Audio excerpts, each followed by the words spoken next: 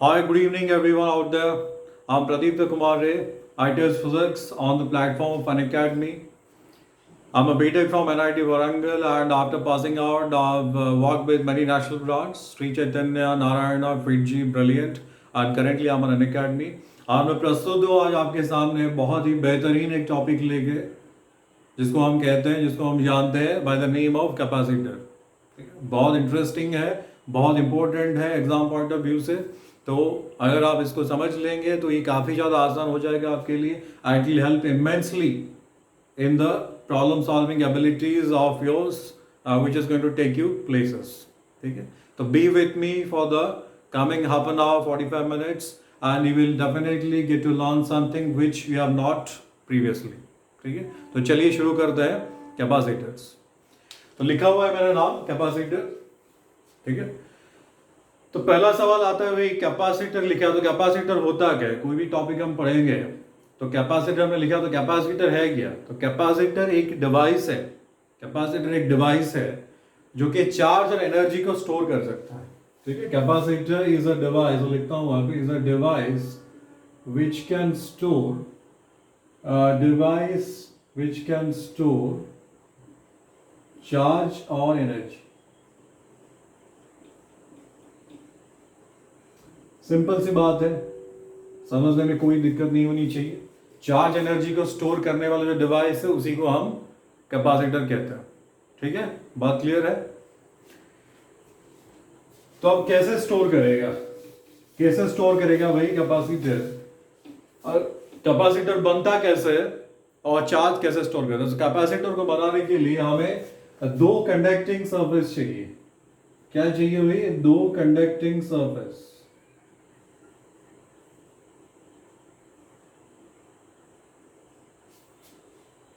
तो let's say parallel plate capacitor की बात करते हैं, that is the most common parallel plate capacitor, जो कि सबसे कॉमन है। तो हमें दो बड़े पैरेलल प्लेट चाहिए, दो बड़े parallel plate conducting, basically conducting in nature. तो हमने दो कंडक्टिंग पैरेलल प्लेट्स ले लिया। तो मैंने कहा बड़ा पैरेलल प्लेट, इसका मतलब क्या है भाई? हम बोलते हैं इनफाइनाइटली लार्ज प्लेट, हम इसको कहते हैं इनफाइनाइटली लार्ज प्लेट।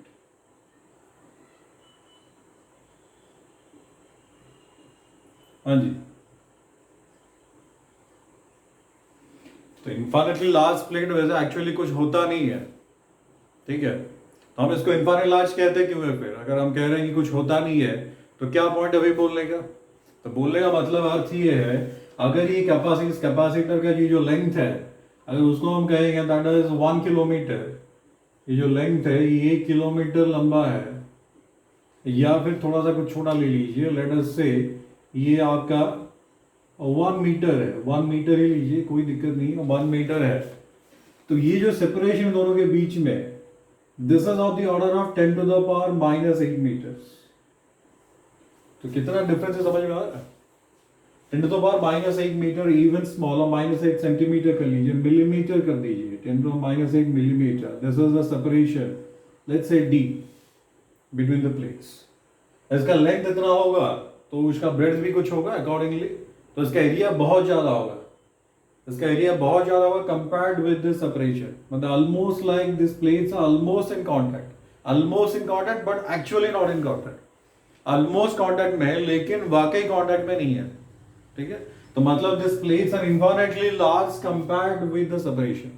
प्लेट्स बहुत बड़े हैं compared with the separation, so that I can say the plates are very close to each other but not in physical contact, and these two plates are conducting nature। दोनों plates क्या है भाई? Conducting है और बहुत बड़े हैं, उनके बीच का सेपरेशन बहुत ही छोटा है, बहुत ही कम है। तो मैं क्या करूंगा भाई, मैं एक पॉजिटिव चार्ज दे दूंगा ऑन वन प्लेट। मैं चार्ज को दूंगा, आपको पता ही होगा, बेसिक चीज है। तो चार्ज क्या करेगा? पूरे सरफेस के ऊपर अपने आप को डिस्ट्रीब्यूट कर लेगा। चार्ज एक जगह पे कंफाइन नहीं रहेगा, पूरे सरफेस के ऊपर अपने आप को डिस्ट्रीब्यूट कर लेगा। हाँ जी, तो जैसे ही हमने पॉजिटिव चार्ज दिया तो क्या करेगा भाई? वो अपने सामने नेगेटिव चार्ज इंड्यूस कर लेगा, क्योंकि ये जो प्लेट है दोनों कंडक्टिंग प्लेट्स हैं, ठीक, दोनों आपके कंडक्टिंग प्लेट्स हैं, इसीलिए पॉजिटिव चार्ज नेगेटिव चार्ज को इंड्यूस कर लेगा। यही पर्पस था कि हमने दो कंडक्टिंग सरफेस चूज किया था, so that induction of charge can take place.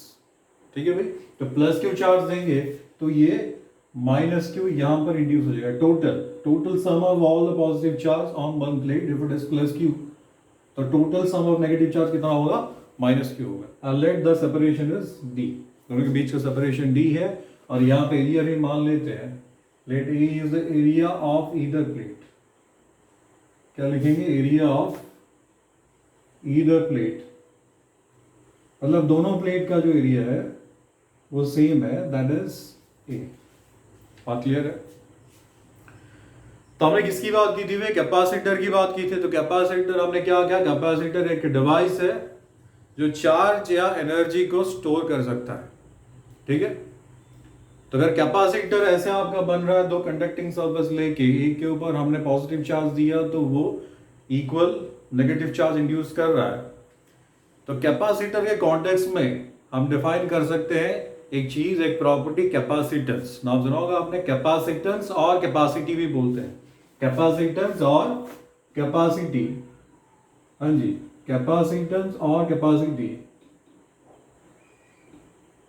तो कैसे डिफाइन कर सकते हैं इसको,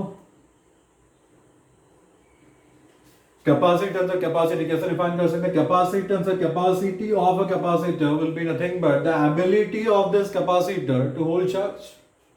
हाँ जी, आप एक घंटे में 50 किलोमीटर दौड़ सकते हैं, तो आपकी दौड़ने की जो एबिलिटी है वो 50 किलोमीटर प्रति घंटा है ना। कोई दूसरा बंदा है जो एक घंटे में 100 किलोमीटर दौड़ सकता है, तो उसकी दौड़ने की एबिलिटी 100 किलोमीटर पर आवर है। तो उस तरह से हर एक कैपेसिटर की अपनी एक कैपेसिटी या कैपेसिटेंस होती है चार्ज को होल्ड करने की। वो जो एबिलिटी होती है, वो जो कैपेसिटी होती है, उसी को हम कैपेसिटेंस कहते हैं, denoted by capital C, denoted by C और कैपिटल सी बोला। ठीक, तो क्या कहा हमने, capacitor is a device to store charge, और उसकी जो एबिलिटी है चार्ज को होल्ड करने की, उसको हम कहेंगे कैपेसिटेंस। तो कह तो दिया भाई, फिजिकली हमने कह दिया कि capacitance is the ability of a capacitor to hold charge, लेकिन फिजिकली हम कैसे डिफाइन करें, मैथमेटिकली कैसे डिफाइन करें? तो डिफाइन ऐसा करेंगे भाई कैपेसिटेंस को, देखिए ध्यान से देखिए, मॉड ऑफ क्यू, क्या लिख रहा हूं मैं यहां पे, mod of Q on either surface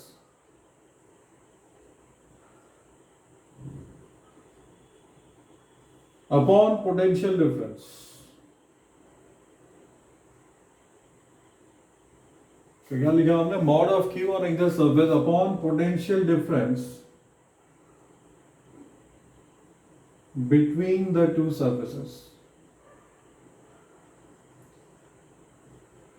बात समझ में आ रही है भाई? कैपेसिटेंस क्या हुआ, magnitude of charge on either surface. Magnitude of charge मैंने मॉड क्यू, मॉड का मतलब क्या होता है, मॉड का मतलब सिर्फ मैग्नीट्यूड होता है। ठीक है, पढ़ा होगा आपने वेक्टर्स में। ठीक है, तो जब स्ट्रक्चर्ड कोर्स शुरू करेंगे तो उसमें हम डिस्कस करेंगे पूरा चीज, जब वेक्टर से हम स्टार्ट करेंगे। Now mod means the magnitude only. तो यहां पे मान लीजिए प्लस 10 कूलम है, ठीक है, प्लस क्यू आपके प्लस 10 कूलम है, यहाँ पे माइनस 10 कूलम इंड्यूस कर रहा है, तो मैग्नीट्यूड ऑफ चार्ज कितना होगा, बस ओनली 10। मैग्नीट्यूड का मतलब सिर्फ मैग्नीट्यूड, प्लस या माइनस साइन नहीं होता है उसमें। बात क्लियर है? तो magnitude of charge upon the potential difference, तो वो होगा आपका कैपेसिटेंस। बात क्लियर है? तो why potential difference will arise. अब सवाल आता है भाई चार्ज हमने दिया तो पोटेंशियल डिफरेंस कहां से आ गया? भाई आपको पता होगा, सिंपल सा चीज है, so I am raving this part. ठीक है,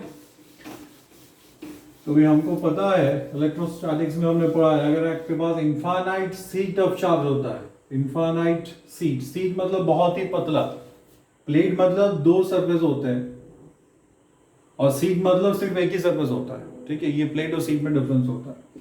तो आपके पास अगर इनफाइनाइट सीट ऑफ चार्ज है, ठीक, और उसमें आपने प्लस क्यू चार्ज दिया है, टोटल सरफेस के ऊपर वो डिस्ट्रीब्यूट हुआ है।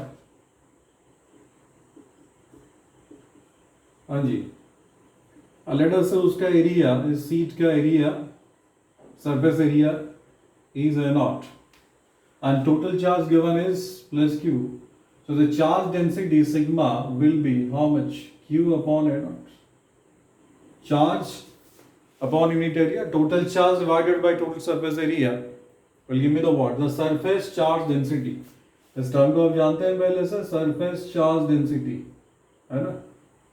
तो अगर सरफेस चार्ज डेंसिटी सिग्मा होगी इनफाइनाइट सीट के लिए, इनफाइनाइटली लार्ज सीट के लिए, तो अगर मैं कोई भी पॉइंट पी लेता हूं at any distance x from the seat, तो यहाँ पे भैया इलेक्ट्रिक फील्ड कितना होता है? कोई इलेक्ट्रिक फील्ड होगा? हाँ जी बिल्कुल. चार्ज सिस्टम है, हर चार्ज सिस्टम स्पेस में किसी भी पॉइंट पर क्या करता है? इलेक्ट्रिक फील्ड प्रोड्यूस करता है. तो ये इनफाइनाइट सीट है, ये भी इस पॉइंट पर इलेक्ट्रिक फील्ड प्रोड्यूस करेगा. कैसे प्रोड्यूस करेगा? पॉजिटिवली चार्ज है तो अवे फ्रॉम द सीट, तो ऐसे प्रोड्यूस करेगा टुवर्ड्स राइट.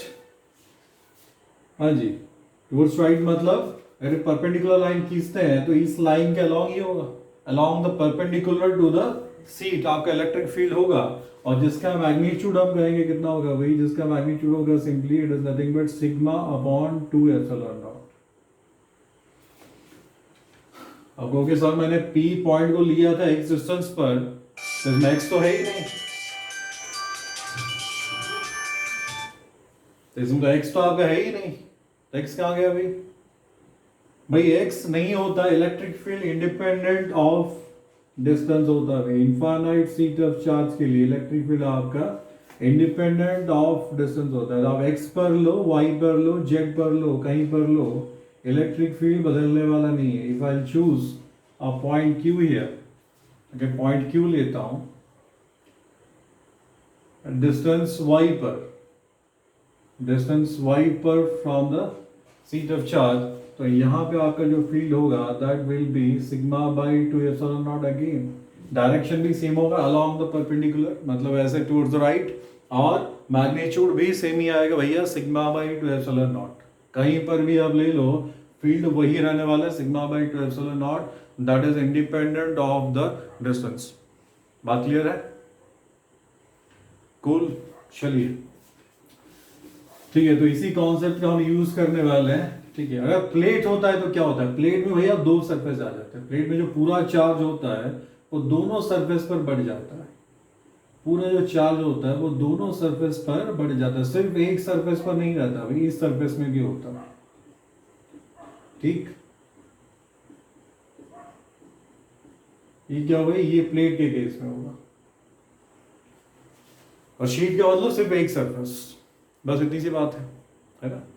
तो अब सवाल आपका आना चाहिए यहाँ पे, यू मस्ट आस्क मी, अगर आपने दो कंडक्टिंग प्लेट्स लिया, तो आपने दो कंडक्टिंग प्लेट्स लिए, तो आप जो चार्ज दिखा रहे हैं, आप कोई चार्ज इसको दे रहे हैं. आपने क्या किया भाई? हमने क्या कहा कि हमने एक प्लेट को कुछ पॉजिटिव चार्ज दे दिया, तो उसका equal and opposite negative charge दूसरा प्लेट पर आ गया. यही है ना? तो जब हम एक प्लेट को कुछ चार्ज देंगे, इस प्लेट को कुछ चार्ज देंगे, तो इस चार्ज को सिर्फ हम इनर सरफेस के ऊपर दिखा रहे हैं, तो क्या ये सही है? इस चार्ज को बस भैया हम इनर सरफेस पर ही शो कर रहे हैं. तभी हमने कहा क्योंकि ये सरफेस भी कंडक्टिंग है, पूरा प्लेट आपका कंडक्टिंग, ये कोई सीट नहीं है, ये दोनों प्लेट्स हैं, तो ये जो चार्ज है ये तो यहां भी आना चाहिए था. आउटर सरफेस पे भी आपको चार्ज मिलना चाहिए था, क्यों नहीं मिल रहा? आउटर सरफेस पे भी आपको चार्ज मिलना चाहिए था. हाँ जी, है कि नहीं? आउटर सरफेस पे भी आपका चार्ज होना चाहिए, इनर सरफेस पे तो डेफिनेटली होगा. तो चार्ज जो है पूरा का पूरा दोनों सरफेस के ऊपर डिस्ट्रीब्यूट होना चाहिए था of the conducting plate, but whereas we are showing the charge only on the inner surface. बाहर वाले सरफेस के ऊपर हम कोई चार्ज दिखा नहीं रहे. तो क्या झोल है भाई? क्या झोल है? कोई झोल नहीं है. सिंपल सी बात है भाई, अगर यहां पर प्लस क्यू चार्ज आपका है तो वो क्या कर रहा है भाई? वो यहां पर नेगेटिव चार्ज को इंड्यूस कर रहा है. ध्यान से सुनिए, ध्यान से सुनिए, बात समझ में आ जाएगी. सीधा सा सिंपल सा चीज है, कोई रॉकेट साइंस नहीं है. अगर आप पॉजिटिव चार्ज यहां पर दे रहे तो वो नेगेटिव चार्ज इंड्यूस कर रहा है. ठीक, अगर आपने प्लस 10 कूलम चार्ज दिया तो वो -10 यहां पर इंड्यूस कर रहा है. अगर ऐसा होता फिर आपने 10 कूलम दिया, उस 10 कूलम से लेट्स से 6 कूलम का चार्ज इनर वाले सरफेस पर और बाहर वाले सरफेस पर 4 कूलम का चार्ज रिजाइड कर गया। समझ में आ रही बात? बाहर वाले सरफेस पर 4 कूलम का चार्ज आ गया, हाँ जी, और इनर वाले के ऊपर 6 कूलम का चार्ज आ गया, ठीक है। तो उस कंडीशन में क्या होगा भाई, क्या दिक्कत है इस तरह का अरेंजमेंट, इस तरह का डिस्ट्रीब्यूशन करने में अपने को क्या दिक्कत है? कोई दिक्कत है क्या? हाँ जी, कोई दिक्कत नहीं है भैया। अब देखो ये जो 6 कूलम इनर वाले सरफेस पे आ गया, अब ये 6 कूलम कितना इंड्यूस कर सकता है भाई? 6 कूलम -6 ही इंड्यूस कर सकता है। जब +10 होता तो वो +10 होगा, वो -10 इंड्यूस करेगा। जब +6 होगा वो कितना इंड्यूस करेगा भाई? -6 करेगा। तो +6 कूलम आपका -6 कूलम ही इंड्यूस कर सकता है, उससे ज्यादा नहीं कर सकता। हाँ जी, सिंपल सा चीज है, इंडक्शन का कॉन्सेप्ट है। +6 विल इंड्यूस -6। अब देखिए इस +6 में जितने सारे चार्जेस हैं, +6 मतलब बहुत सारे इन्फिनिटली नंबर ऑफ चार्जेस। +6 को एक पार्टिकल नहीं, एक पार्टिकल का चार्ज नहीं, बहुत सारे पार्टिकल्स हैं जिनका चार्ज मिला के कितना है? 6 कूलम है, ठीक। लेट्स से 1000 पार्टिकल्स है, ठीक है, बहुत बड़ा प्लेट है, तो 1000 छोटे छोटे छोटे छोटे छोटे छोटे चार्ज मिला के कितना हुआ भाई? +6 कूलम हुआ। तो वो अपने सामने उस तरह से बहुत छोटे छोटे छोटे छोटे चार्ज इंड्यूस कर दिए नेगेटिव, जिनको मिला के कितना हुआ? -6 हुआ। बात क्लियर है? अब देखिए ये जो चार्जेस यहाँ पे जितने सारे चार्ज पार्टिकल्स हैं इनर सरफेस पर, वो सारे के सारे चार्ज पार्टिकल्स, मान लीजिए यहाँ पर कोई चार्ज है, अच्छे से समझिए, यहाँ पर कोई चार्ज है +0.01 कूलम का, बहुत छोटा चार्ज मिलेगा। तो उसके सामने कितना इंड्यूस हुआ? उसके सामने -0.01 कूलम इंड्यूस हुआ होगा, बताइए। अगर +0.01 कूलम, मतलब मैं एक छोटा सा पार्टिकल ले रहा हूँ, उसका चार्ज +0.01 कूलम होगा, तो उसके सामने उसने -0.01 कूलम इंड्यूस किया होगा, ठीक। बात क्लियर? दैट मीन्स ये जो चार्ज है, ये इसके द्वारा, इस नेगेटिव चार्ज के द्वारा, it is bound by electrostatic force of attraction. ये रस्सी से बंधा हुआ है भाई। क्या हो गया? ये जो चार्ज है 0.01 कूलम वाला, अब ये रस्सी से बंध गया है क्या नहीं? Bound by the electrostatic. Positive charge को नेगेटिव चार्ज क्या करता है? अट्रैक्ट करता है।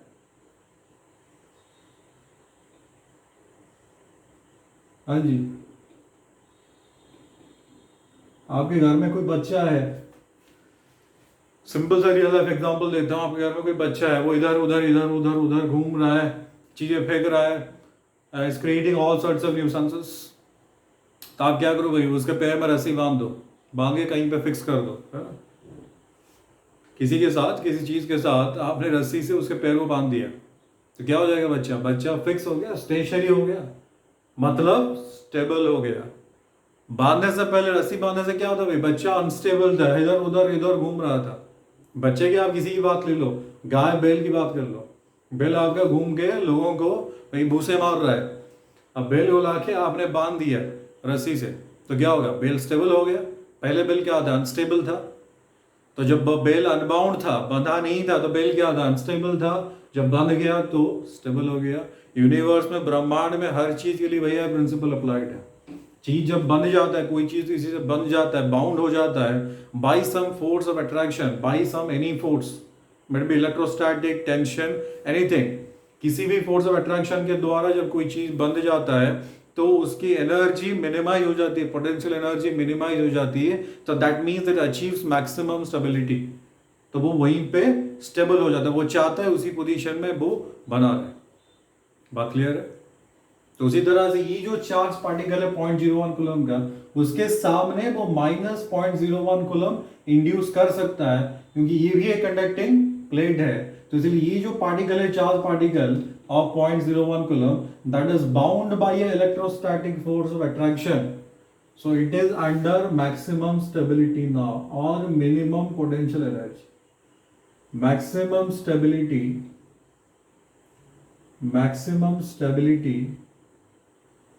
or minimum potential energy, ठीक।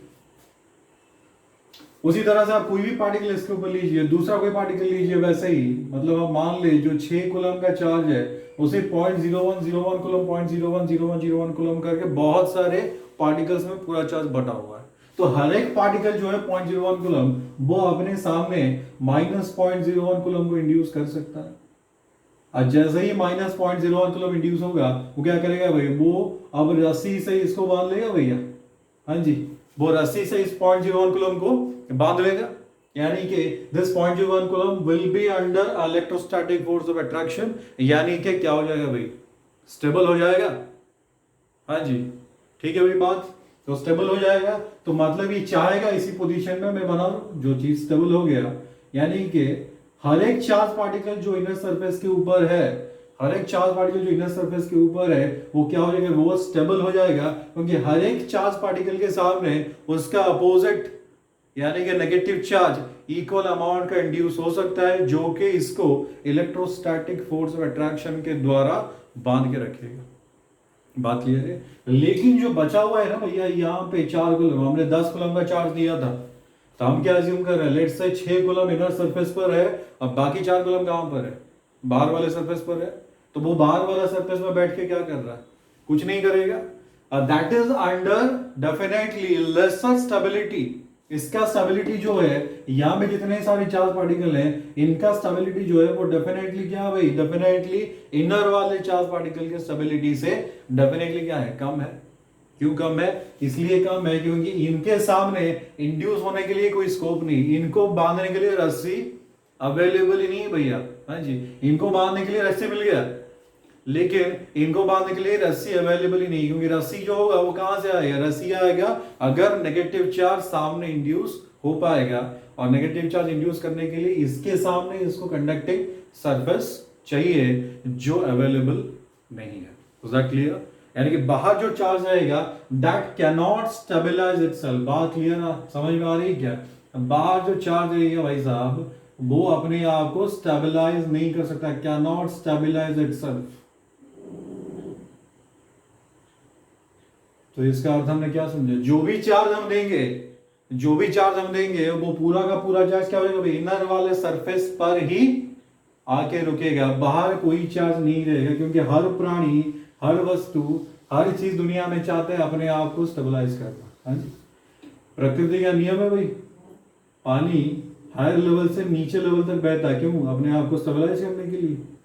केमिस्ट्री में आपने पढ़ा होगा कार्बोकैटायन अपने आप को रीअरेंज करता है 1 डिग्री से 2 डिग्री, 2 डिग्री से 3 डिग्री। क्यों भैया? अपने आप को स्टेबलाइज करने के लिए। फॉर द सेम रीजन सारा का सारा जो 10 कूलम हमने दिया, जितना भी दिया 10 कूलम, 20 कूलम, 30 कूलम, 50 कूलम, सारा का सारा चार्ज आ जाएगा कहां पे, इनर सरफेस के ऊपर, क्योंकि अगर इनर सरफेस पे आएगा तो उसका अपोजिट चार्ज उसके सामने इंड्यूस हो सकता है, एंड तभी it will achieve the position of the state of maximum stability. तो वो मोस्ट फेवरेबल पोजीशन होगा, इसीलिए सारा का सारा चार्ज आके इनर वाले सरफेस के ऊपर ही रिजाइड करेगा। बात क्लियर है? चलिए बढ़िया। अगर सारा का सारा इनर वाले सरफेस को रिजाइड करेगा तो ये जो कंडक्टिंग प्लेट है, हमने लिया क्या था, कंडक्टिंग प्लेट लिया था, तो कंडक्टिंग प्लेट अब ना कंडक्टिंग शीट की तरह ही बिहेव कर रहा है। लिया था हमने कंडक्टिंग प्लेट, लेकिन ये बिहेव कर रहा है शीट की तरह, क्योंकि सारा का सारा एक ही सरफेस के ऊपर आ गया, only on the inner surface, in order to achieve the maximum stability. The entire charge comes on the inner surface in order to achieve the maximum stability. ठीक?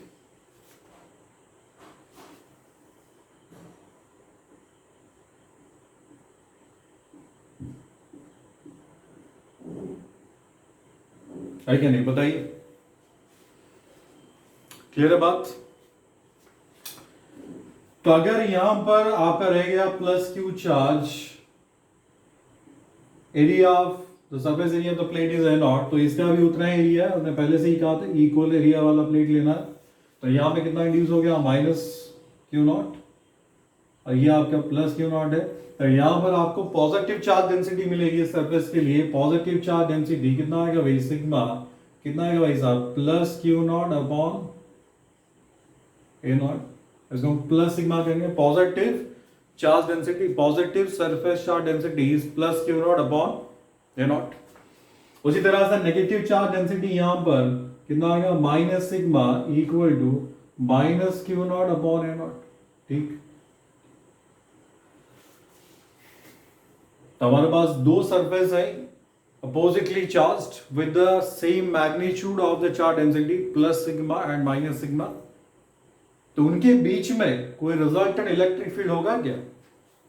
उनके बीच में अगर कोई पॉइंट मैं यहां पे लेता हूं, बाहर वाले सरफेस, बाहर वाले रीजन, एक्सटीरियर रीजन में, एक्सटर्नल रीजन में कोई पॉइंट लेता हूं, तो यहां पे कोई इलेक्ट्रिक फील्ड अपने को मिल सकता है? कोई इलेक्ट्रिक फील्ड अपने को मिल सकता है? ना जी ना, ना कोई इलेक्ट्रिक फील्ड यहां मिलने वाला नहीं है भैया, क्योंकि यहां पे देखिए अगर प्लस सिग्मा वाला चार्ज डेंसिटी है तो क्या करेगा, अभी हमने बताया था यहां पर जो फील्ड होगा इस पॉजिटिव चार्ज वाले सरफेस के लिए उसको हम कहेंगे अपन U1, तो उसकी वैल्यू कितनी होगी भैया, प्लस सिग्मा, प्लस लेने की वैसे जरूरत है नहीं, सीधा कहेंगे भाई सिग्मा अपॉन 2 एप्सिलॉन नॉट, और किस तरफ, towards right. Positive charge surface के लिए अवे फ्रॉम द सरफेस होता है तो टुवर्ड्स राइट होगा, और नेगेटिव वाले सरफेस के लिए क्या होगा भाई, एग्जैक्टली इक्वल अमाउंट का फील्ड होगा, कितना, E2, जिसका मैग्नीट्यूड उतना ही होगा सिग्मा अपॉन 2 एप्सिलॉन नॉट, क्योंकि भैया चार्ज डेंसिटी दोनों सरफेस पर बराबर है। चार्ज डेंसिटी क्यों बराबर है, क्योंकि चार्ज बराबर है और एरिया भी बराबर है। ठीक, दोनों बराबर है भैया, एरिया बराबर है, चार्ज बराबर है, तो ऑब्वियसली चार्ज डेंसिटी भी बराबर ही होगा।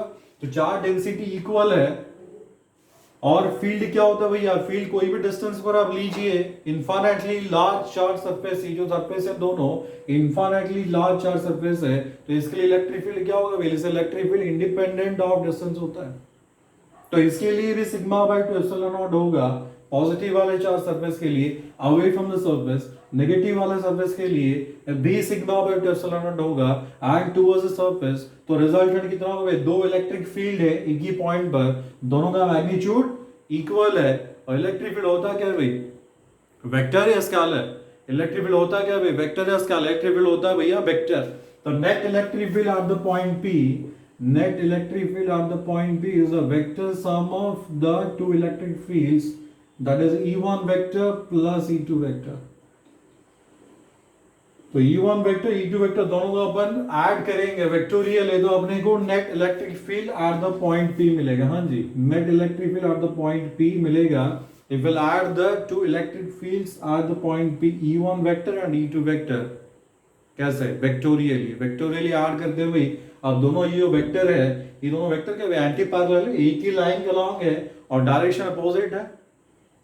तो क्या होता है, जब दो वेक्टर एक ही लाइन के अलॉन्ग होते हैं यानी कि एंटी पैरेलल होते हैं, यानी कि डायरेक्शंस अपोजिट होते हैं, एक लाइन के अलॉन्ग होते हैं लेकिन अपोजिट होते हैं, एग्जैक्टली अपोजिट होते हैं, यानी कि दोनों के बीच का एंगल 180 होता है।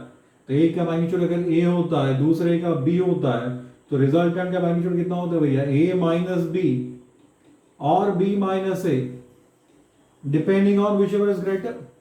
और A B से बड़ा है तो A माइनस B होगा, B A से बड़ा है तो B माइनस A होगा। यहाँ पे दोनों इक्वल है, यहाँ पे A बराबर B है, A is E1 that is sigma by 2 epsilon naught, B is E2 that is sigma by 2 epsilon naught, दोनों भाई साहब इक्वल है, तो A माइनस B कितना हो गया भाई साहब, 0, यानी कि net electric field is 0। Same logic इस तरह भी लगेगा भाई, देखिए नेगेटिव चार्ज के लिए यहाँ पे कोई पॉइंट आप लेंगे, लेट अस से A, ठीक, नेगेटिव चार्ज के लिए एक इलेक्ट्रिक फील्ड ऐसे E1 टुवर्ड्स द सरफेस, कितना magnitude, sigma upon 2 epsilon not, और इस वाले सरफेस के लिए, किसके लिए, पॉजिटिव चार्ज के लिए अवे फ्रॉम द सरफेस, यानी टुवर्ड्स लेफ्ट, हाँ जी towards left, again the same sigma by 2 epsilon naught. तो resultant field will be 0, resultant field will be 0। बात क्लियर है?